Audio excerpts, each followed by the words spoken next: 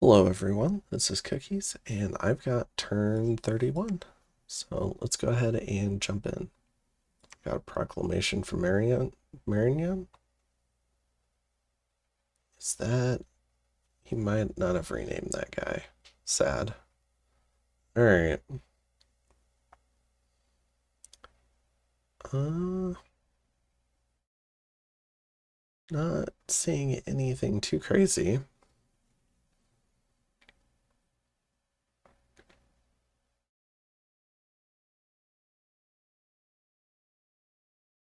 Let's go ahead and see what Salade. Alone and Poisoner.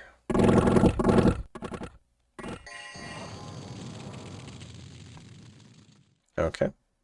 So nothing crazy there. Let's go ahead and go through the other combats.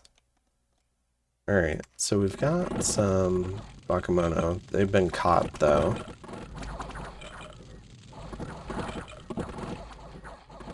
Did gym bait these fire elementals, and they didn't do much, so... Small benefit for the mini Bakemono that died. Next up, we've got Atlantis attacking Agartha in Flemistan. Small group of Ice Guard.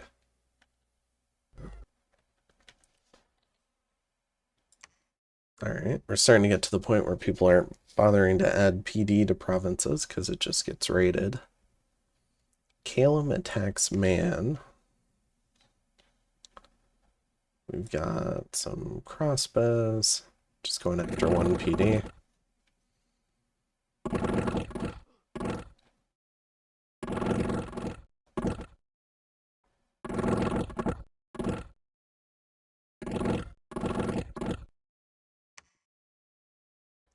Then we've got Agartha going after Atlantis.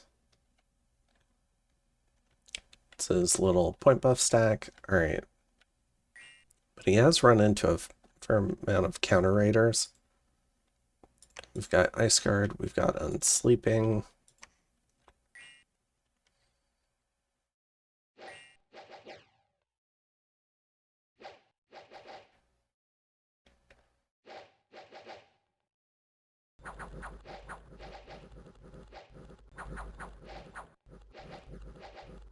Now, Body Ethereal only really helps against the Unsleepings. The Ice Guard have magic weapons.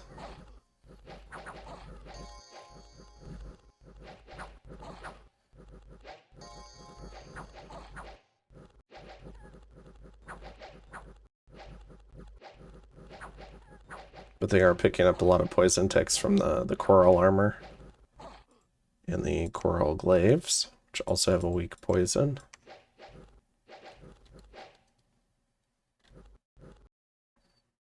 Alright, so that little raid is defeated. Loses all the blind fighters, 3 out of the 4 cave knights, kills 2 Ice Guard and 1 Unsleeping. And then we've got a counter raid from Atlantis. Not a counter raid, a raid. Going up against 1 PD.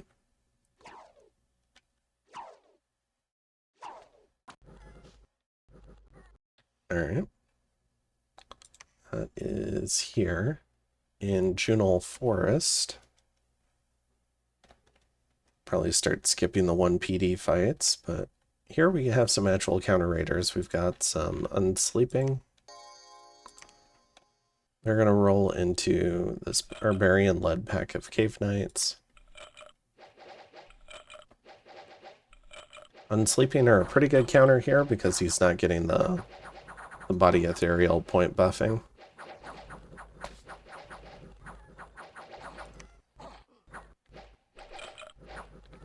Slow it down just a little bit.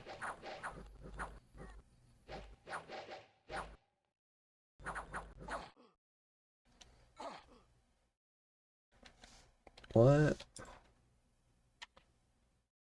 You got hit by a short bow? And instead of going berserk, you got scared and ran away?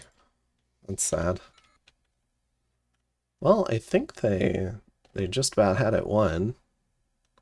All the Atlanteans were running away too. Who runs away the slowest, I guess, gets to win. All right. Winner. The winner of this battle goes to Atlantis. All right. All 8 Cave Knights died.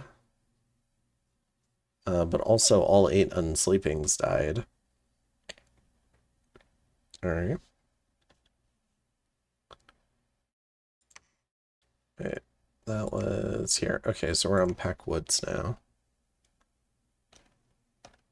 Just a few Bakemono for just a little bit of PD.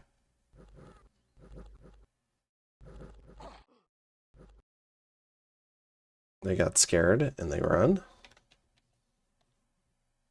Benefits of having mild amounts of morale. So each side loses 1, but Agartha defends. In Bhakti, Agartha attacks now with the Dracolich. Much recovered, back to 253 hit points. Shouldn't have any issues here.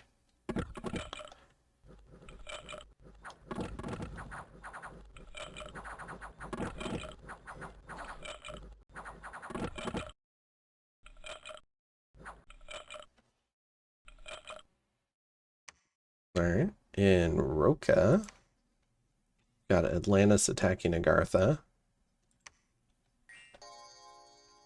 Things are getting real budget over here.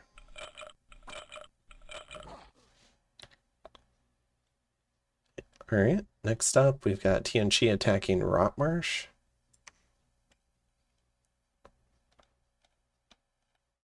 We're suiciding a mage into it, I think. Am I blind? I am blind. Okay. So we got 2 twice-born mages.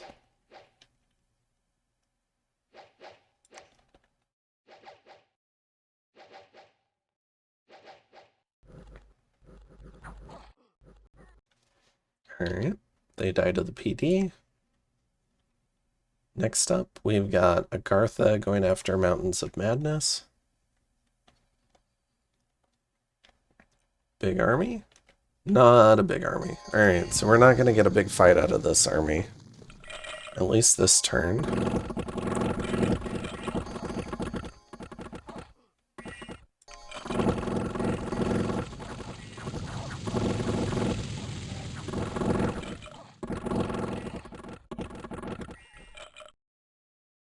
Okay, so that is right here.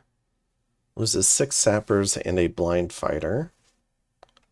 These sappers are pretty valuable for their siege strength, so it'd be nice if they wouldn't die. The blind fighter is fine. He's got plenty of blind fighters. Okay. And then in Kunaral, we've got some Ice Guard going up against 1 PD. We saw Satis. In Kedra, we've got Tianqi now vulturing Man. Man just can't catch a break. So a big old pile of Sacreds and Mages going up against PD. Let's go ahead and see what spells they cast. Should be able to see it up here. Maybe that's a little bit easier to see. Got a White Mage committed.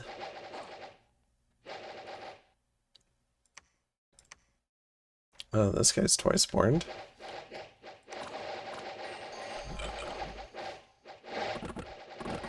Alright, so making use of his troops. I do like it.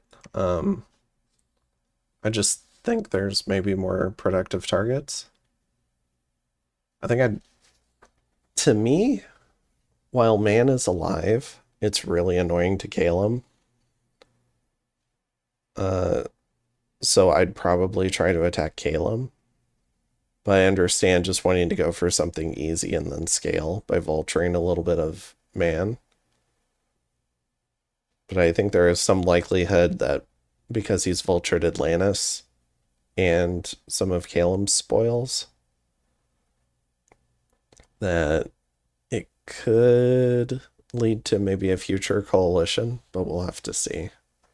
I don't think people always take kindly to vulturing, even if they put up with it in the short term.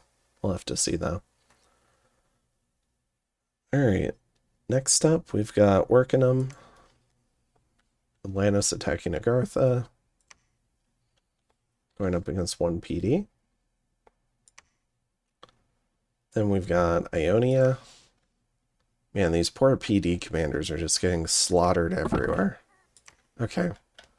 So we do get a Calum counter raid with Draconians. He's going to clean up this group of Bakemono.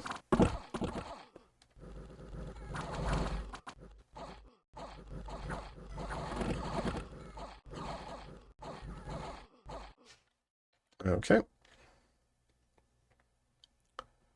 Where was that? That was... Yeah, that was Calum here. Loses 2 Draconians. Tianqi also attacking Man in Crystal Fields. This I do like, because Man's not going to be able to do anything with these caves. Okay. And then we've got Atlantis going after Agartha in Midland.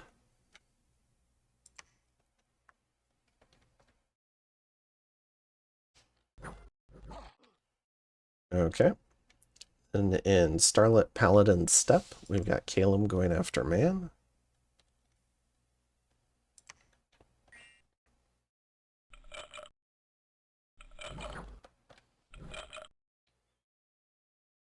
Alright, and then we've got Atlantis going after Agartha, trying to put that under siege. With their thug, it looks like. Now, if I remember right, we've seen this guy struggle with PD before. I think he gets fatigued out and then they start getting crits on him. We'll see if something has changed.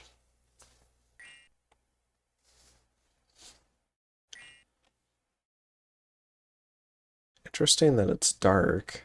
It's cold 3 in darkness. That could help a lot. So he's up at 31 protection now. Has a chill 11 aura.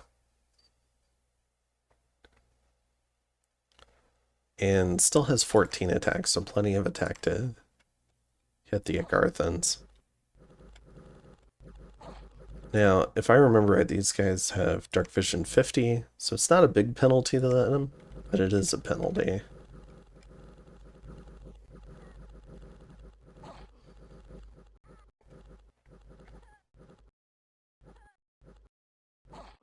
Alright, that Frost Aura, Chill Aura setting in. It just didn't quite get far enough last time, but now it is.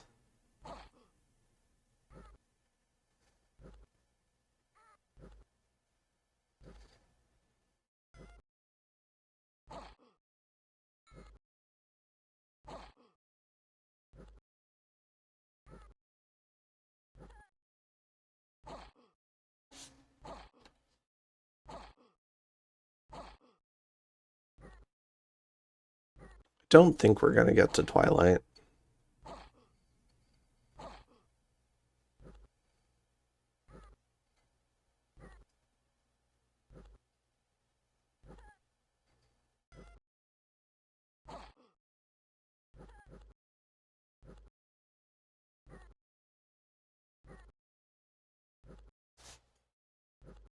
Did he name this guy?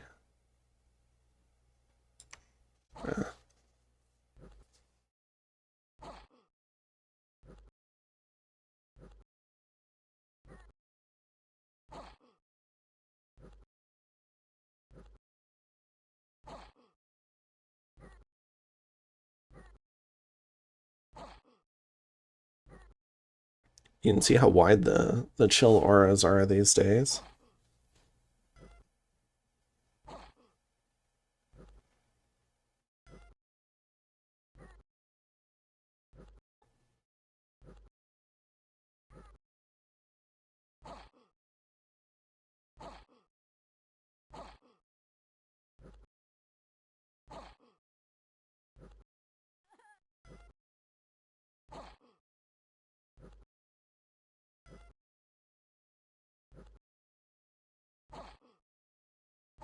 Looks like we might actually make it to Twilight.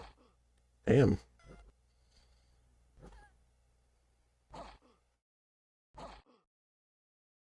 There goes Breath of Winter. That guy does not wake up in time, though. Alright. So Atlantis wins that one. Takes care of the Agarthan PD, which can be pretty annoying to deal with. Does it pretty efficiently, too. We have a worldwide event, Misfortune +1. And 1 indie attack. We got some barbs.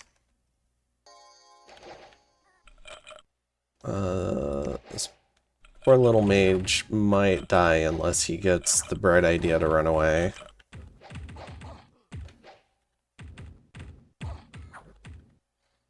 Nope. So Atlantis loses a mage here. Alright, so no big battles this turn. We did have the one big battle last turn, and we had a lot of action in some of the turns before that, so I suppose it makes sense. But we did have some potential. We had potential for man to go after Calum, which I think is pretty likely next turn with this fort being cracked. So I think we have that to look forward to. What is Tianchi doing? So Tianchi is kind of taking this border, but Calum's already got this one, so he's going to go ahead and take this. Does give him Shambler recruitment, so you could also go after the lake here. Although it looks like maybe Atlantis wants the lake. Be another little outpost that they could build a fort in, potentially. So yeah, looks like we might get a final showdown here pretty soon. Seems like everyone's more inclined to vulture than attack Calum in their like rear areas. So Calum's must be on the right side of diplomacy here.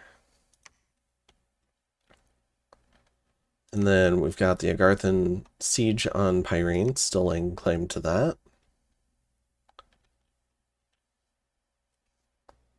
Let's see, they've put almost all these forts under siege now. They almost got all 4 of them put under siege, but not quite. This one's also under siege, so Agartha's left with 3 forts. They've also got their steel ovens, which is, I guess, under this entrance? Okay. So, 3 isolated forts, since everything's been raided in between. They have put Mountains of Madness under siege. Looks like Atlantis set up their main defense here and moved this army south. So maybe they're making a run on Agartha.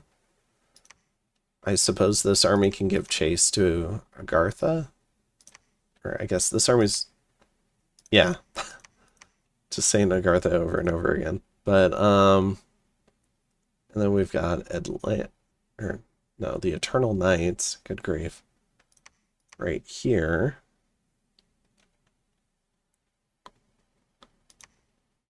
I mean, this army seems determined to siege down Pyrene. We did not see a patrol by the Necromancer, so the Necromancer might decide to pop out. I forget what fort he's in. I believe he was in the capital, but he could have moved. I think. I forget if this one was under siege. But we could see the Rigor Mortis trap come out again. Because there is a Necromancer in this region.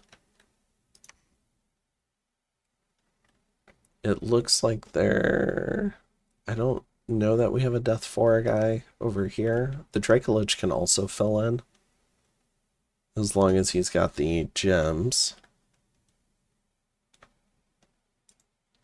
And he does not. So he'd need access to a lab, and then he can fill in as a Rigor Mortis caster. But yeah, aside from this one army, the main issue with this army is it can only be in one place at a time. and Atlantis is putting pressure in many places at a time, and generally is winning the raiding game. We still have another raiding party here. Looks like maybe one here. But for the most part, a lot of the Agarthan parties have been cleaned up. We've got 3 Atlantis armies and 2 Agarthan armies, but one Agarthan army is hellbent on Pyrene. There might be enough to pull off a trap in Agartha, which is what I'm thinking might be there. But this army might have some sort of counterplay because it seems to be moving aggressively down here. I also have 2 lumber constructs, which is interesting. And I think we're also seeing a fair amount of Dom push here. We're getting into fall. So Atlantis has made it through summertime. And they took a couple of licks that they might not have otherwise taken because of the heat scales. But as we head into winter, we should be in prime Ice Guard fighting season. So they're actually going to hit a little bit of a power spike here. And what's their pretender's name? It's Tournament Successor. So let's kind of see where their Dominion is. Okay, so they've even got Dominion over an Agarthan temple. And I think part of that is this throne and this throne. No, they've only claimed the one. They haven't retaken the throne of bureaucracy, which I think they should, because the conflict bonus is pretty nice. Part of this is a Dominion war. Agartha did go out of their way to go retake the Cradle of Faith so that they could get a couple more Dom checks in, or temple checks.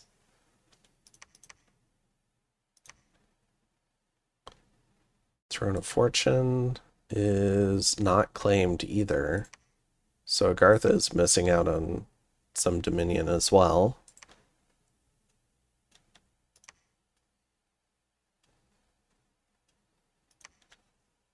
I mean, I think there might be enough stuff here, especially if he was able to just summon 1 or 2 of the sepulchrals again in here.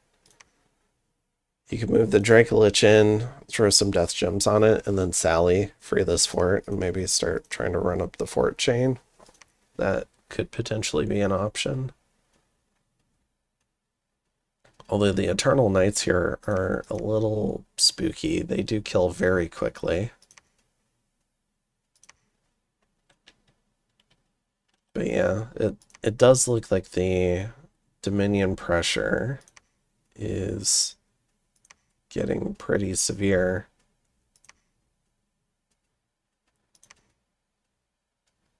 Okay, so Agarthan Dominion is what, kind of like this now.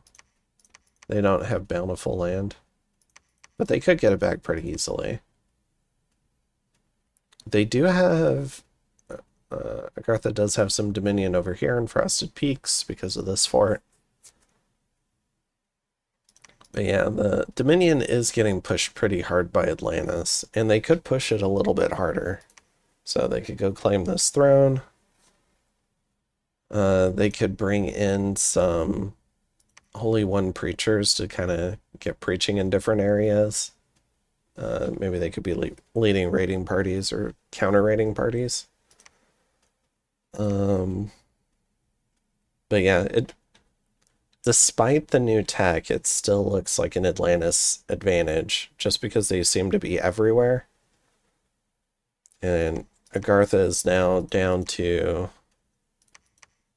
kind of like 6 normal provinces, that plus their cave, so 8. So I think they've shrunk in about half. I know they get some of the income from Pyrene, and that could be fairly substantial, so we can call it 9, but I think just even a couple of turns ago they were closer to 18 provinces.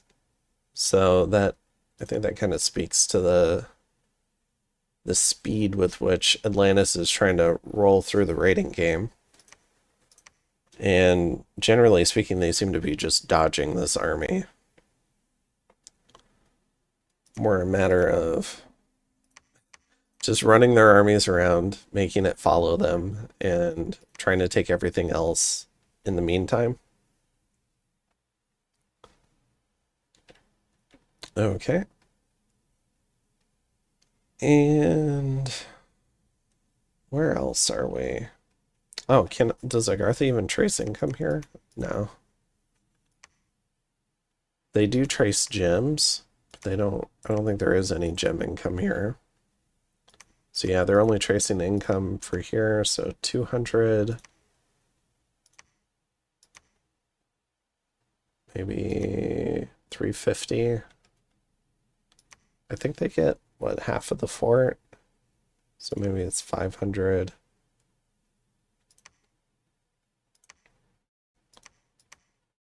Yeah, they might only have around 1,000 income. So as this raiding game keeps tilting more in Atlantis's favor, they're just gonna have to play more and more perfectly, I guess. So this army is just gonna have to win several big battles, but it doesn't seem like Atlantis is gonna give it to them. And in the meantime, Atlantis just has more and more troops rolling out everywhere else. So Agartha's just kind of getting bled out. What's shocking to me is no one else, for all the vulturing that's happened in other wars, aside from Tian Chi taking a few provinces, no one's interfered in this one just yet. And I don't know if that's because people don't want to draw the ire of the underwater player if Atlantis ends up winning. But I don't know that you'd have to worry about it excessively if you took all of Atlantis's land stuff and got them down to a few ponds.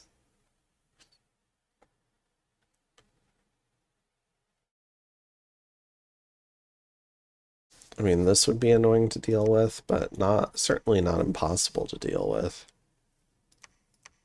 Especially if you owned all the land. You could potentially even try and dom kill them. So, I don't know. Maybe, I don't know that Barb Heavy Horse maybe like the matchup against Ice Guard a whole lot. And Tian Chi's the only neighbor aside from Marignan that's got a great border here, and Marignan's trying to finish off Satis.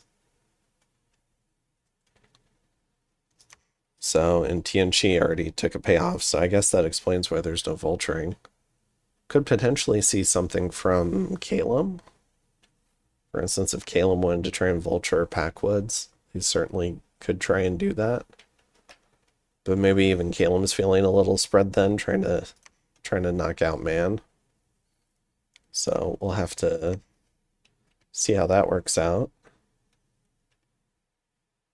But yeah, I mean, it's pretty clear Tian Chi's scaling. They've nearly got their...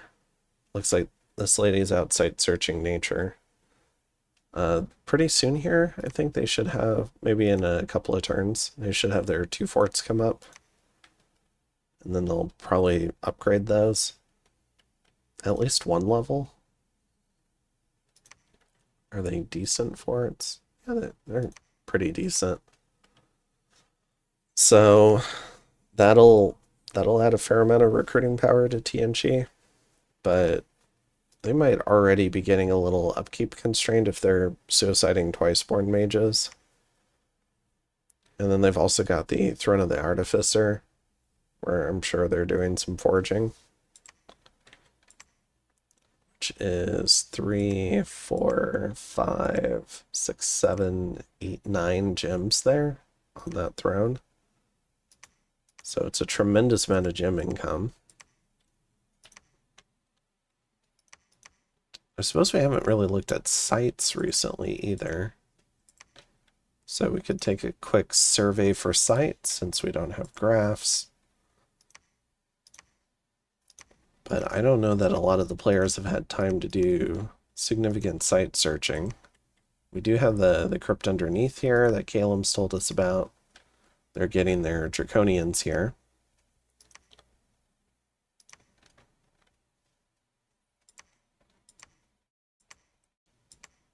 Let's see what. Wow, was that 6? I would claim this. But maybe there's something to his productivity scales that he doesn't want to lose. But I mean, magic seems really nice to me right now.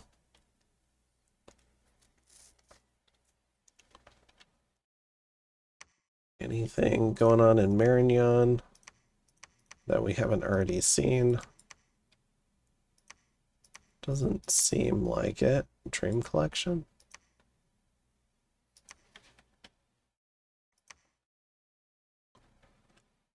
And then I'm sure there's not a lot of site searching happening here.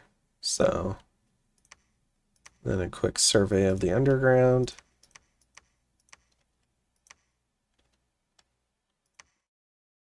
Yep. Not much to see. It does look like we still have our 2 cavemen provinces. I think those are our last 2 original indie provinces. I think all of our thrones have at least been attacked. Let's see. Claim, claim, claim. There's 1 indie throne. Okay. Which is the Throne of Earth.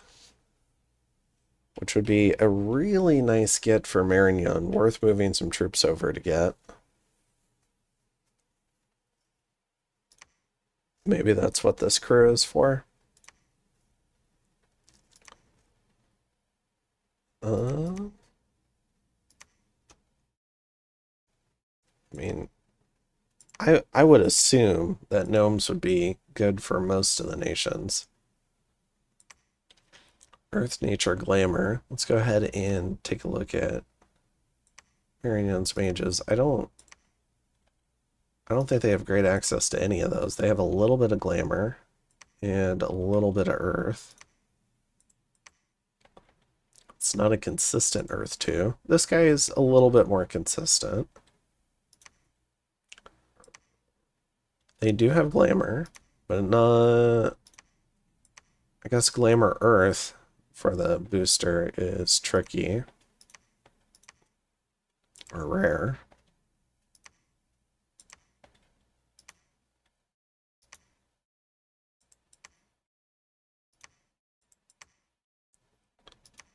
So yeah, I think gnomes would be a great pickup for them. Maybe they don't know it, or maybe they promised it to Atlantis.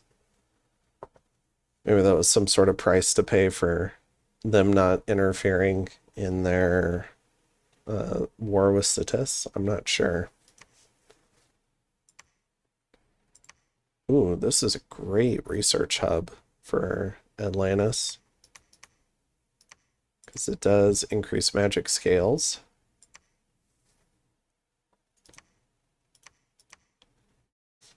Alright. So, yeah, not a heck of a lot going on this turn. I think I'll go ahead and end it fairly early. But I still think we're very close to big fights. I do think Man will contest his fort. I don't think he's going to let Calum storm it. I'm feeling less confident now that Atlantis is going to take a fight with Agartha. But if this army moves on to Agartha, I do see some potential for maybe another cheese play where Agartha sallies. And that could be interesting. But I'm not expecting anything out of this main Agarthan stack next turn. Unless this whole army moves in, but I don't know why he would want to move into a big rigor mortis trap. It just, with all of his stuff, that seems like it would be a disaster. So I think we'll just get the one big battle next turn. We'll have to see how that goes. Anything could happen, especially with Gifts from Heaven. So looking forward to it. And I will see you guys in the next one. Have a good one. Bye.